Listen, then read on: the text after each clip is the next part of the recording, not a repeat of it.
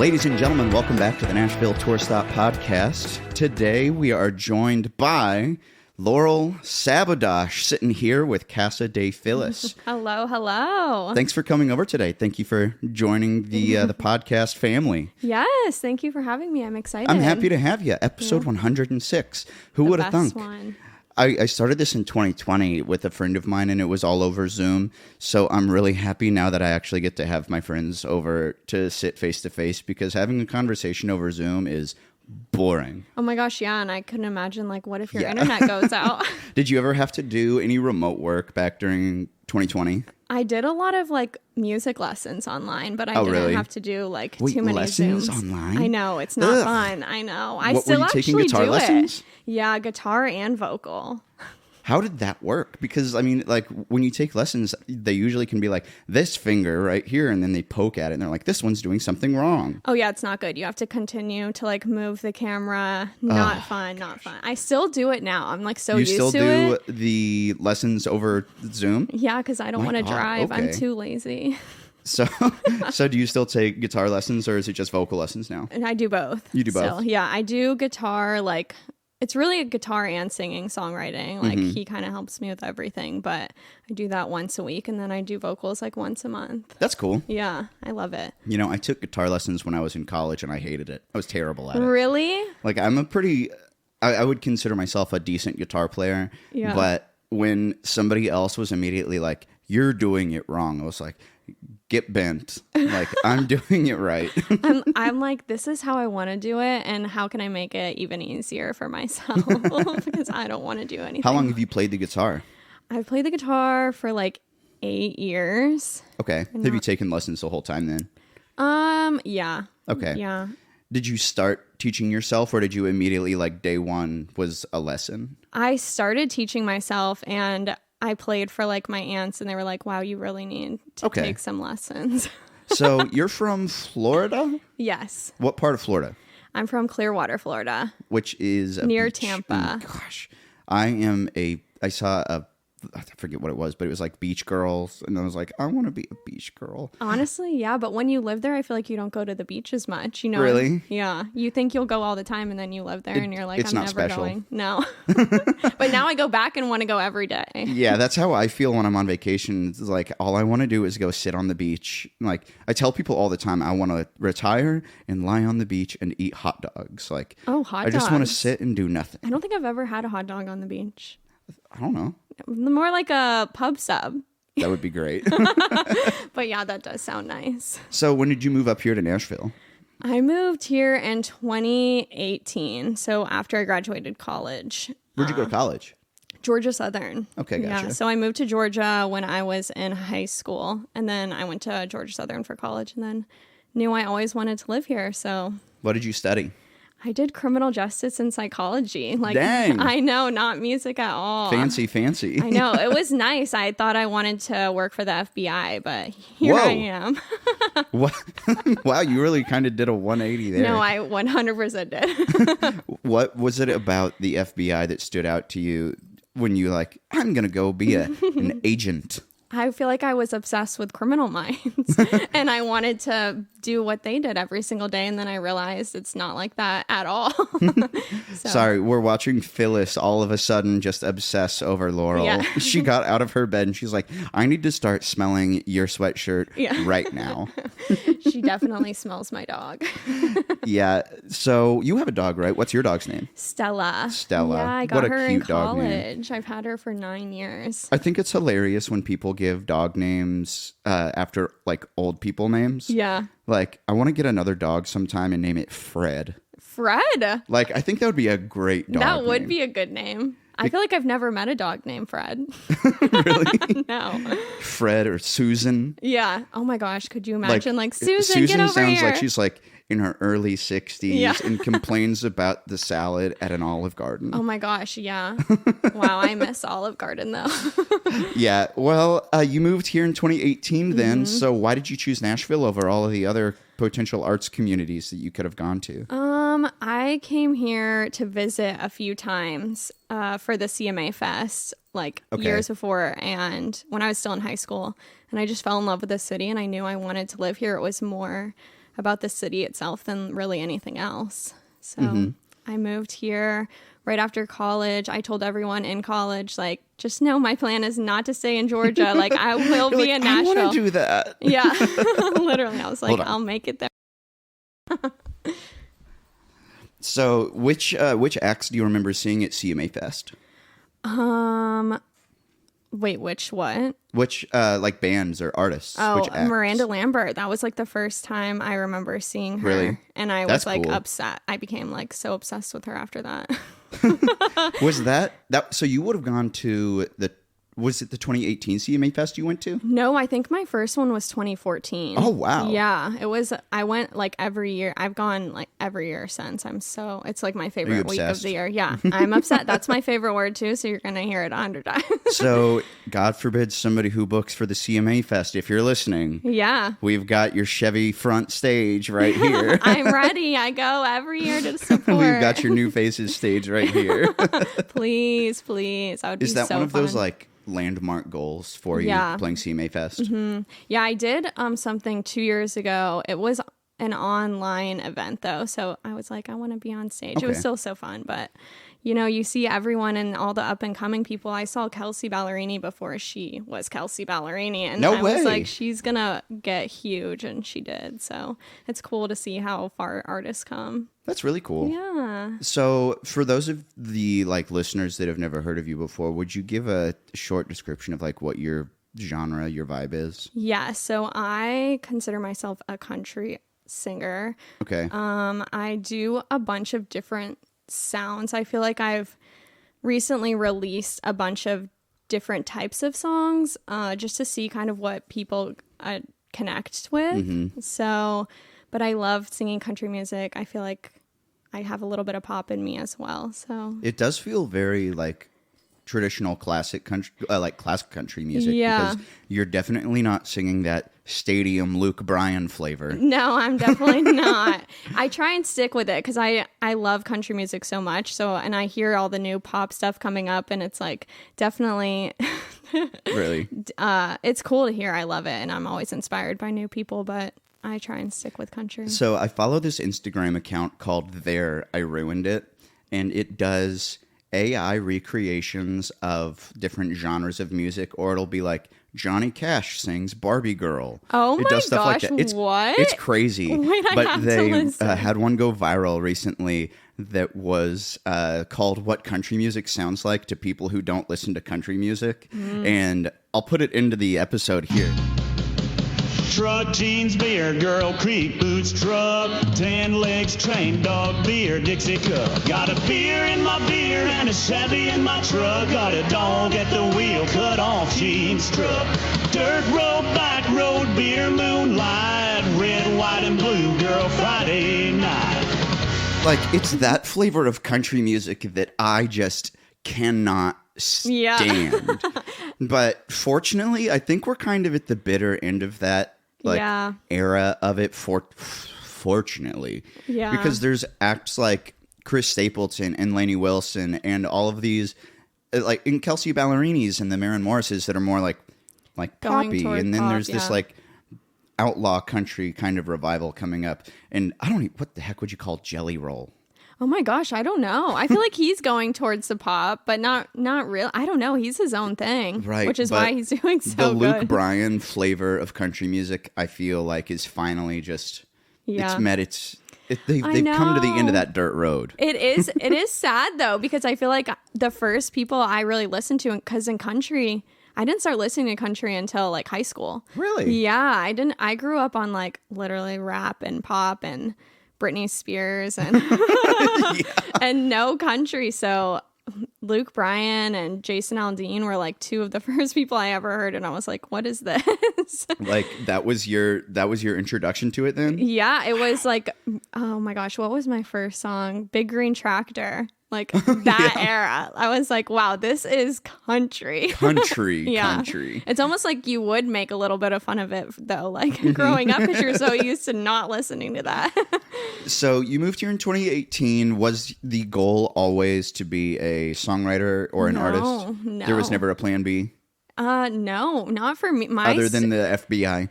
I actually moved here and became a paralegal. So Really? Yeah. So I did that like the first year or two, and I was studying to get my law degree.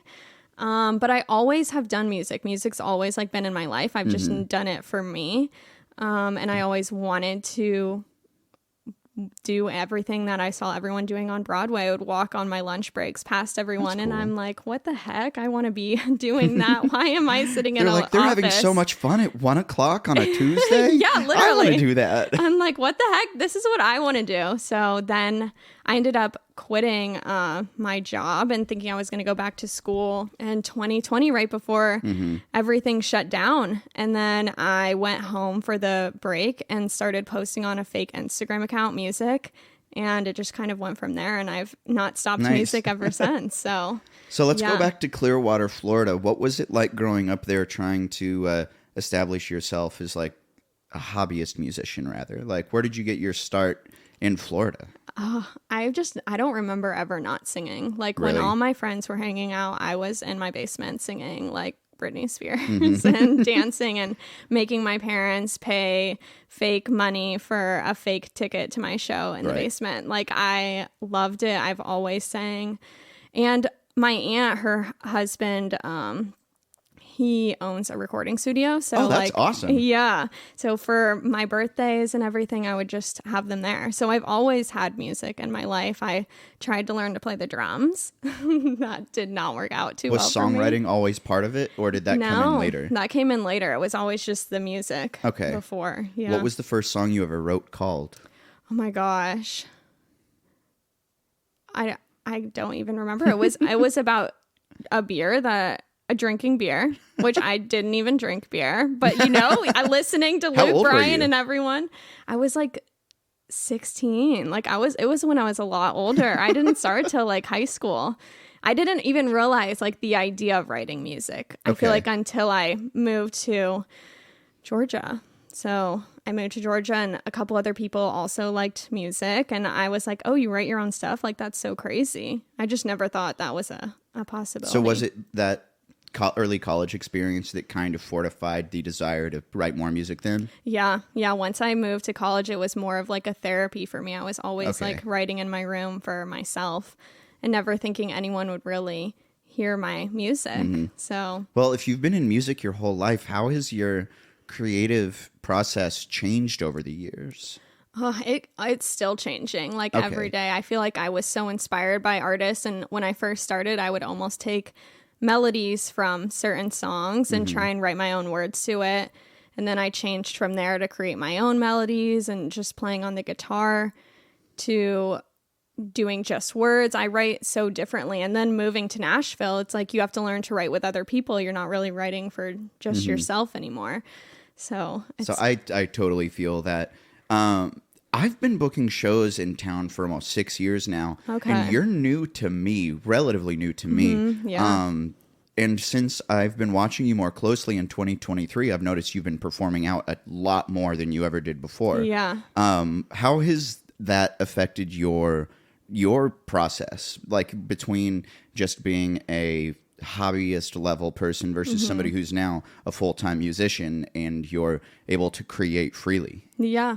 I feel like it took a lot of me having to accept that like this can actually be a real career that I can like work towards. It's hard to have. A lot of my friends don't do music, so they're all having their lives perfectly like set up, it seems, from the outside. And it's like, well, I'm trying to do, music, which I didn't grow up around a lot of people who did that. So it was hard for a while to really accept this. And now I feel like this past year, I've fully accepted that this is 100% what I want to do, and I'm going to work as hard as I can for as long as I can and try and make it happen. So I really just don't say no to anything now. Cool. What changes have you made to your life this year between the having a part-time job or a full-time job to now doing this? Are you gigging out regularly, or do you have rights scheduled every day? What's different now? Now I do at least 3 rights a week with people, and I write by myself, and then I try and do at least 2 rounds a week. I'm not really doing a lot of the like cover shows yet, but I know that's definitely a next step for me, just money wise, because this is a Right. hard industry to make money in, especially starting out. So my biggest thing here is I feel like Nashville is such a networking town. Totally. That as long as I'm going out and meeting new people and writing with new people and kind of finding my circle of who I like to work with, then I think. So when you schedule these writes every week, Mm-hmm. are you writing with the same people, or do you have a process of integrating new songwriters into your little pool? I write with a lot of the same people over and over again, but I also like if I hear someone when I'm at a round and I think that our styles could be cool together, or we'd work really well together, I just reach out and hope that they want to write with me. I think, one new write on Thursday. So it's Cool. always something new, but I always make sure that I keep the people that I know I like writing with in my circle too. That was something that was really hard for me to start doing when I first moved to Nashville, was learning how to co-write, because it's definitely a learned skill. Yeah. Like, I had no idea how to, like, collaborate on a Yeah. song, because when I was in a band in high school, it was like technically co-writing, but it was like I wrote the guitar part and then the singer wrote the words and then the bass player wrote his part.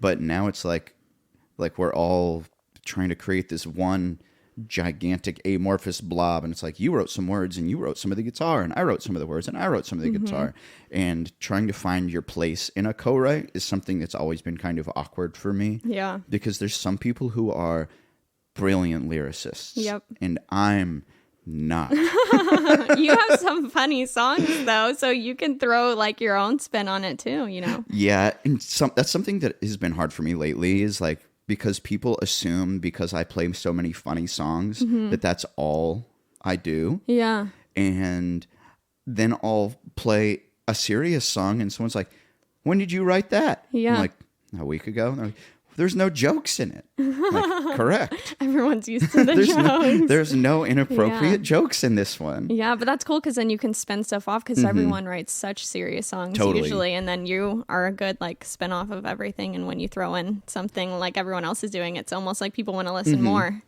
Yeah, it's not something I ever wanted to be like known for. The funny songwriter dude. Yeah. But it's definitely like when I play shows now, people request, don't invite me to your wedding. Like, Oh. they want to hear that song, and that's never happened to me before. Wow. Like, it's weird having a song that now people identify with me as an artist, quote, quote, artist, because I'd been writing songs since I was 15. God, that was 15 years ago. Wow, when I wrote yeah. my first song, but it had never happened before where people are like, I love this song that you wrote. Will you play that? Yeah. They're just like, I'm at your show. Yeah, no, it is different. I start now asking my friends, like, what do you want to hear? Because if you don't give me a song that you want to hear, I'm going to start playing new ones to check those out. But usually people are like, play this. I'm like, hopefully I'm in the mood to Right. sing that song. Something that's bugged me, and I mean, not bugged in a bad way, but like people say, well, they'll come up to me and be like, what songs of mine do you want to hear tonight? And then in my brain, I'm like, You're like, I shoot, can't think of I'd one. have to, do I know the names of any of your songs? Yeah, no, literally. I know, but then I'll play my show and I won't ask anyone. And they're like, I wish you would have done this. And I'm like, okay, well, you should have told me. So now I just Yeah, ask. it's like, do you want to hear a sad song or a happy song? Yeah. That I can say. yeah, yeah, that's a good way. I need to start doing that. Yeah, so you've been living now in Nashville for 5 years. What's your Nashversary?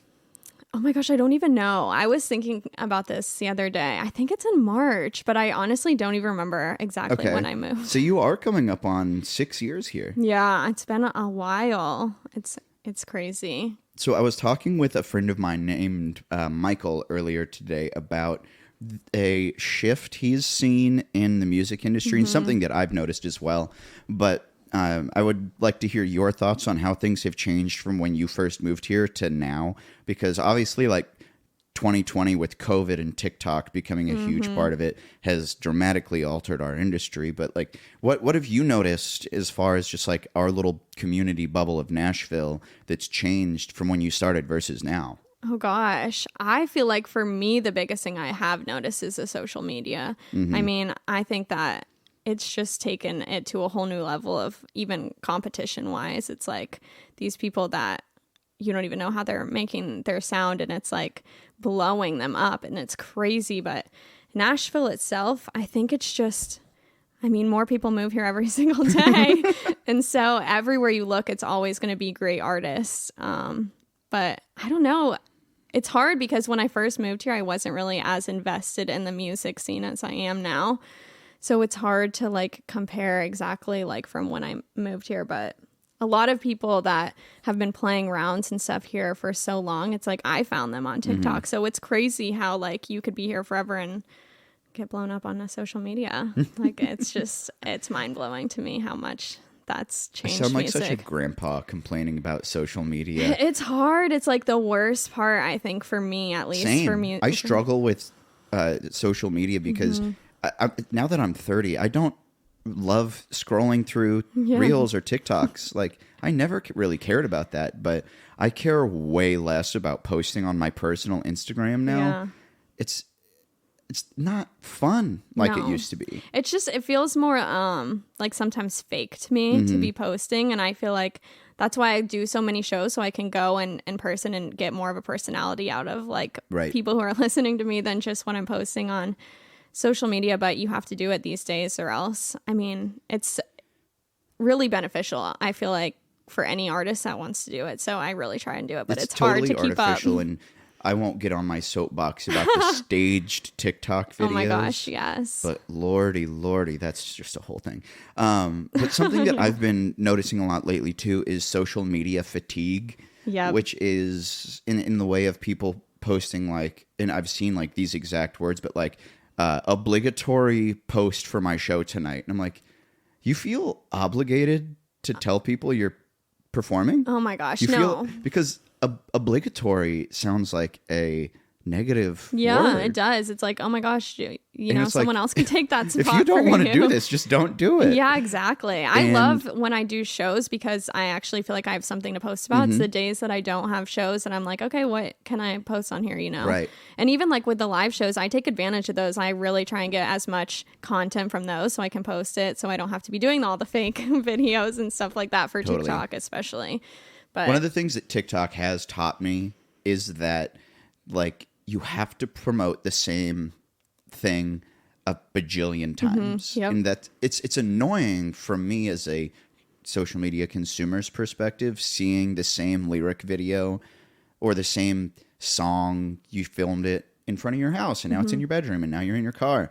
But you have to relentlessly beat it into people. I have a new song because in Nashville, at least, there's tens of thousands of people who are releasing music every day. And if you don't harp people over, I have a new song, please listen. If you're not excited about your new music, why should anyone else be? No, exactly. And that is hard because it's like, I don't want to be annoying, but it's almost like everyone else is being annoying, you know?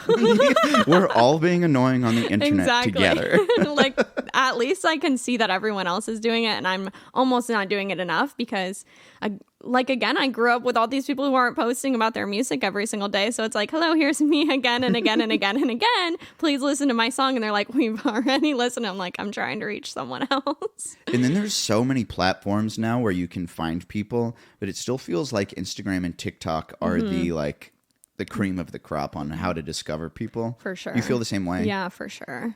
I mean, I try and post on Facebook still to get... Facebook is where we can reach our grandparents. No, literally, I'm like, I try and get like the older group of people to listen to my stuff too. But yeah, it's definitely TikTok and Instagram. And you have to really... One thing that I don't like about it is just the negativity that's on there. It's like almost scary to post nowadays. Yeah. Like if you put your heart and soul into a video and post it, there's a good chance that someone's going to post a snarky comment. Yep, exactly. Like the There I Ruined It video. Yeah. I posted a snarky comment. Yeah. Granted, it was supposed to be like sarcastic because the whole video was, but yeah, that's the thing. It's like you could really give a crap, a shit, whatever you want to say. Yeah. You could care so hard about something that's so important to you, and then people on the internet will still like, boo. Yeah, exactly. Oh my gosh. It's so... Stop singing. Yeah, and 100 people could say one nice thing, and it's that one person that's so mean. And it's like, Yeah. you just ruined the whole video for me.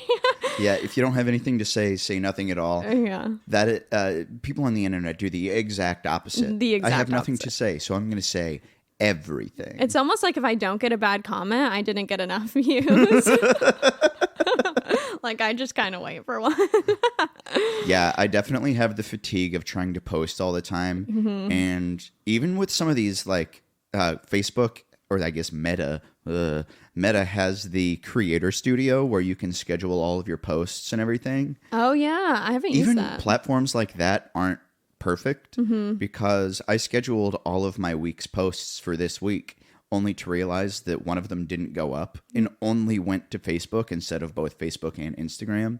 So then I tried setting it up 4 more times on my computer only for the platform to crash. Oh my God. For me to then have to just do it on my phone Yeah. manually. And I was like, I just wasted a half an hour of my life trying to post something onto Instagram that will get 30 likes. No, literally, it's insane. That's why I tried this new thing where I was making all of my TikToks on one day, and then I just go in and just press post every single day. But then it's like, oh my gosh, I'm exhausted. I probably haven't posted on there in like a week, so I need to really get back in it. But it was a good system while I had it going. When you shoot them all on the same day, do you change outfits for each video so it doesn't look like you're shooting them all together? Yeah, usually. I wish I changed more. Sometimes I'm like, it'll be fine. I'll just post something in between. But I've definitely done the whole, like, I filmed 6 reels today, but I changed shirts. You and have to, shoes. though. You have to. Because then there will be the person who'll be like, you filmed all of these at the same time, didn't you? And it's like, wow, you cracked the code. Good job, buddy. Aren't you wondering what we're all doing? We're all taking videos every single day. No. Yeah, I didn't have the time to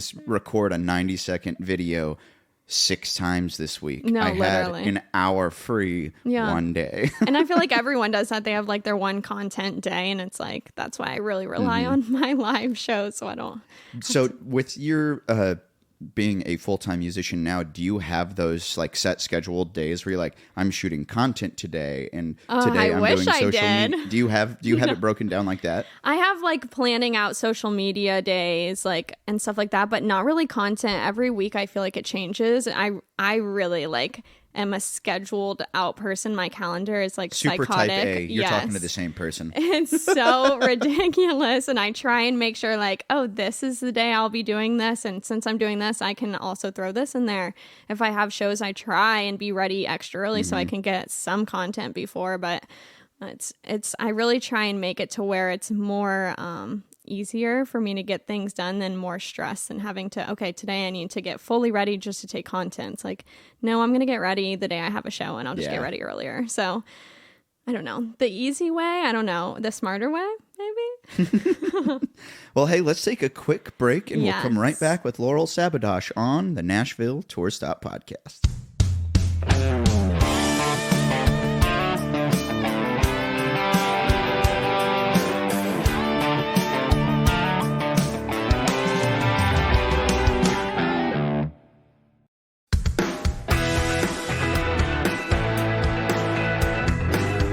And we're back with the Nashville Tour Stop Podcast, episode 106, featuring Laurel Sabadosh. Thank you again for joining us in Casa de Phyllis today. Yes. We had to put Phyllis into her crate because she was becoming too needy, and now she's got her face pushed up against the wall of it. Like passed out with her nose sticking out. Like, is she asleep? Yeah. Oh, no, she's not. Oh, she's not? Her eyes just She's blinking at us.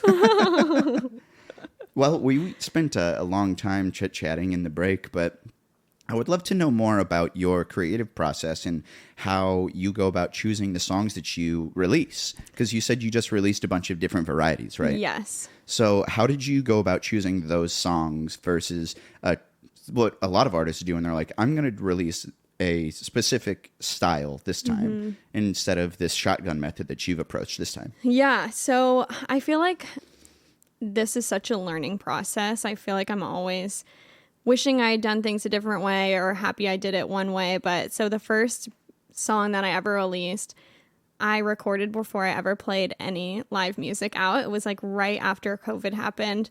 What was that called? Play. Okay. Yes, and it's one of my most streamed songs. So it ended up working out well for me on that one.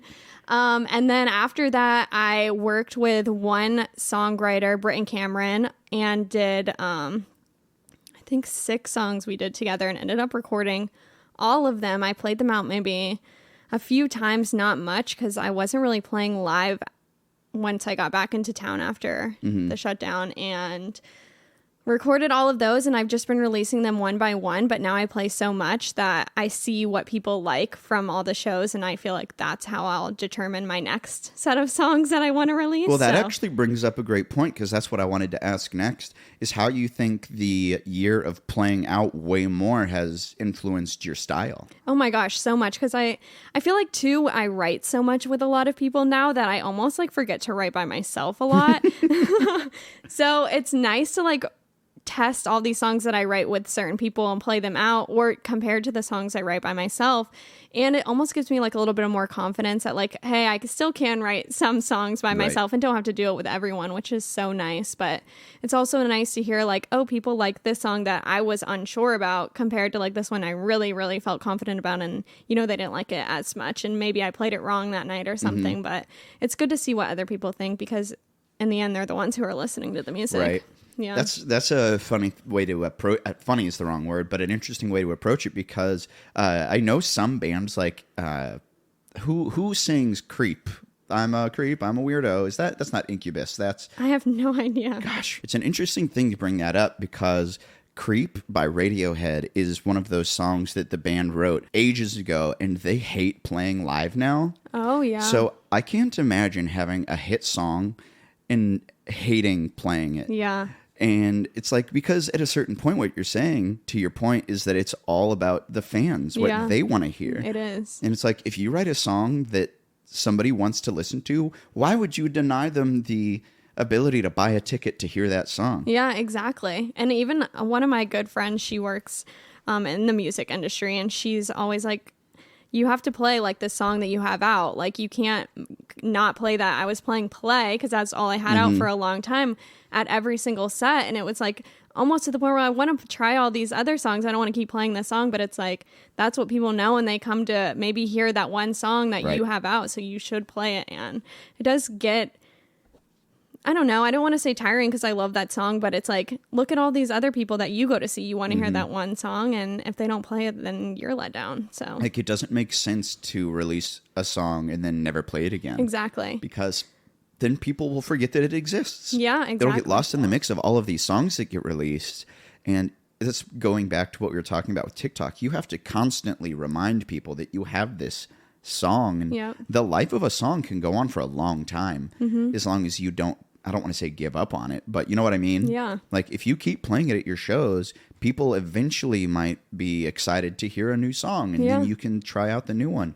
But if you release a song and then you're like, and now here's my new ones, they're like, what about the one you put out? I like that song. Play that song. Exactly.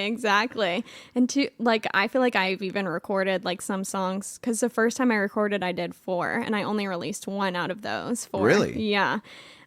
So you have the other 3 sitting on a hard drive somewhere? They're just sitting there. Yeah. And I might release them one day. I'm just not as passionate about them right now. And I know that will come out on all my social medias. I won't play it at rounds. Like, it's just like, it's not really worth it to me until I can feel the same way I felt when I wrote that song. Because if I already feel that way now, I couldn't imagine releasing it and feeling that way. Like, I've got a bunch of music recorded as well that I could put out, but it's not music that I play out anymore. Exactly. And I don't want to release a song that I don't want to perform live. Exactly. Because I should have released it when I had it to begin with. Yep. But it's out of my, gosh, what do you want to call it? It's out of that life cycle of music that I play live. And I drop it into a set every now and then. Yeah. But it's not one that people nowadays are familiar with. Yeah. And like, people now are familiar with the wedding song. And it's like, I can't release The Third Wheel because you don't know that song. Yeah. People don't know that song. But only my like oldest friends would be like, oh yeah. Yeah, I remember that song. Yeah. Yeah, it would defeat the purpose of releasing a song because I don't want to play it live anymore. Yeah. And that's the one thing I feel like I've kind of struggled with here is getting music out quicker, because it's like I play the same. I get in the routine of playing certain songs. People know the songs. They get to the point where I'm playing it so much they're singing along, yet I haven't even gone through the process of recording that song. And it's like, by the time I get to the recording studio, record it, and release it, I've already played it 100 times. I'm ready for this whole new set that I wrote last week. You know, so it's hard because I have fun playing all my new stuff because it's new to me, but it's it's a hard process. It's hard It to is. focus on certain things. It's like you have to focus on recording and performing and social media, and it's a lot, and it's all exciting stuff. It's just finding the perfect balance to be able to do it all at once. And it's hard to separate the different like brain mentality of like, I am in a songwriting phase. Yep. And now I am in a social media phase. And now I'm in a live performance phase. Because as an independent artist like you have to think about all of it all of the time, every day, forever, until you die. Yeah. The social pressure, the anxiety. It's But a lot. then it's hard to separate those out. But then I've talked to the managers of a few, like, not big artists, but more successful artists, and they do have that kind of separation, and the artists do set those boundaries. Yeah. There's a pop, jazz, soul, funk, whatever you want to call them, duo out of New York City called Lawrence that I really like. And I was talking to their manager, and I was like, I would love to have Lawrence play in Nashville for me. Let me be the promoter on a show. I'll get them connected with a bigger venue, because they're like a 2,000 seat venue kind of a band. Wow. They're way bigger than any of the acts that I've gotten to work with in the past. But when I've asked about it, they're like, oh, they're actually not performing live right now. They're not doing press right now. They're only in the songwriting phase. And when they're in their songwriting phase, they don't talk to anybody else, because they kind of just isolate, and they're like, we have to be creative. And if you all of a sudden have to become beep boop, the robot that does the interviews, you stop thinking creatively. Yep. And it's good to be able to compartmentalize like that. And that's something that I think that is a huge problem for independent artists, because they don't have the opportunity to compartmentalize. Yeah, exactly. I feel like now too, I've noticed like a lot of artists do their tours during the summer, and then I feel like they record during the winter, and I'm like, Right. It makes sense because I don't want to leave my house in the winter time. So it makes sense to do it that way, but it's hard as an independent person where you're kind of doing everything at once to say no to opportunities, because you only get them once. Well, we're at the end of 2023 now. You're going to be the last episode we record this year. And I would love to know what kinds of things you're hoping to accomplish next year. What does Laurel Sabadosh, country artist, singer-songwriter, want to do next year? I want to release more music, record more, release more, and I want to keep playing shows. I feel like when I first started doing the rounds, I was so nervous all the time, and it was like I finally am now comfortable to be able to go to a round, so I want to find something else that kind of gets me back into That's the cool. nervous phase to kind of push me back, which... You've got that confidence on stage now. Yeah, and like the band show that I'm going to be doing, I'm excited because I've never done that before, so it's going to be like a new thing, and hopefully I'll do more band shows in 2023 so I can get used to it and keep moving up and up and up and pushing So myself. if you're listening to this, the dates come out, you missed it, but Yeah. Laurel and a few others are playing tour stop show at the Basement this year in 2023. We've got Girl Power. Yes, I am so excited. I'm stoked to see that show. If you're listening after the fact, it was awesome. It was the best show ever. You missed it. But have you done a full band show before? No. This will be the first one? Yeah, my first one. I did my first practice last week, and I was like, I need another. Sorry, everyone. We're going to do it again. You cannot practice too much, because I've seen these bands, and I hate even admitting that I have booked bands that I know they have not rehearsed. Really? You can tell. Yeah. Because they don't know where the stops are, or they don't know, are we repeating the last chorus once or twice? No. And it's like, you can just tell there's that like awkward tension. And then you can also tell the bands that have rehearsed a ton, and then that last note is It's like, right. you can really tell the difference between a well-rehearsed band and a loosely, I listened to the demos, I'll pick it up, and it was like, Yeah, no, for sure. I can tell it's hard too, because it's like I always play by myself, so it's too almost like you're managing a bunch of people to kind of sound how you want them to sound. I had to learn the Nashville charts to chart out my songs. Like, Yeah. it was just an experience. yeah, well, I'm super excited for that show. We'll definitely have Yeah. you do one next year so that we can have plenty of time to promote it and have Yes. you plenty of time to have like band rehearsals. Yeah, all the band rehearsals I can get. Well, I appreciate you so much for coming on to the podcast today. The final question is, can you give us your plugs? Can you tell our listeners how they can interact with you online? So I am at Laurel Sabadosh on literally everything. On TikTok, I'm Laurel.Sabadosh because somebody is Laurel Sabadosh on there. But yeah, Laurel Sabadosh on Instagram. I'll have all of your links hyperlinked in our episode description as well. Okay, yeah, perfect. Yeah, so I'm on social media everywhere, all on the Spotify, everywhere you can find Do you have a music. website?